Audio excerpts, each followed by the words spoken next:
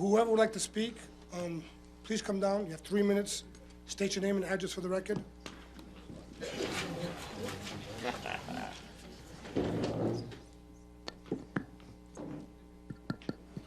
Council President, can we just get like a show of hands of how many people are interested in speaking? How many people are interested? 1, 2, 3, 4, 5, 6, 7. Yeah, we got plenty. All right, go ahead. 10's 30 minutes. 30 minutes. No, we went beyond the council. It's already been voted on. Please continue. Stop, please. Yep, Jordan Silvia, Barnaby Street, in the city here. A bunch of things I've already heard tonight. Pay-as-you-throw is working. I don't know how anyone could possibly say that. Pat Casey just said that we need more, and I don't mean to pick on you, Councilwoman Casey, but I've heard this from plenty of people, other people on this council. We need more education on pay-as-you-throw. What are people talking about? Like, what do we need to be educated on? Because we are not even told anything from anyone. You know what I mean? It's I think what's been happening from all the people I've spoke to is the city really wants to make sure that everyone out there is educated on what to do. And I think that's why fines have not been put out yet. completely conflicting information. So I don't know how you educate people when you just saw what just happened. Nobody knows what's going on in the city of Fall River. So you stop. That's like another crutch and excuse. We need to educate people. We know you're just trying to steal our money, right? Quit insulting our intelligence. This isn't. You're not gonna teach us how great this is to just steal our money. We know what's going on here. The Waste Zero Supply and Service Agreement, paragraph 13, says the municipality has taken or will take any and all action necessary under Chapter 62 of the Fall River, Mass. Revised Ordinance to make the program enforceable no later than August 1st, 2014. To make the program enforceable no later than August 1st, 2014. To make the program enforceable no later than August 1st, 2014. And the municipality has taken or will take any and all necessary steps for the agreement to be binding on municipal terms. We need to file an ordinance because of the Waste Zero contract. You said Will Flanagan signed the contract saying that the city of Fall River was going to pass. He doesn't have the authority to pass ordinances in the city. That would be you. So that wouldn't even be. That would be like a constitutional issue between the city council and the mayor. He doesn't have that authority to say we're going to pass ordinances.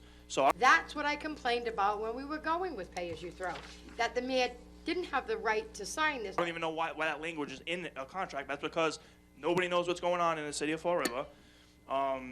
We're making the city cleaner. You just said, Councilor Pelletier, you just said this is making the city cleaner, but you also said because there's no enforcement mechanism, we're going to not pick up trash, right? Ken Pacheco's here. It's going to end up in court, and I think people are going to start recycling a lot less. And that puts a big burden on the DPW. I mean, they're at a point now, if you don't follow the rules and regulations, we're not going to pick your trash up. If you don't pick your trash up, and then it comes out to a health violation. So what happens now? The health department can go up and cite you as well. So we're making the city cleaner by trying to weasel around ordinances that don't exist to make people's trash stay. We're not going to pick up your trash. So we could fine you on another existing. This is like a travesty. Everyone should be ashamed of themselves, right? Everyone on the city council, the mayor, the former mayor, the current mayor who's dependent on a legal opinion from Liz Souza. That's embarrassing. The guy's like a super attorney. When this came before this council, okay, we had the mayor sitting right there, and I said to him, this is something that cannot be enforced. It needs to go to right to the ordinance. It needs to become law. We took it upon, this council took it upon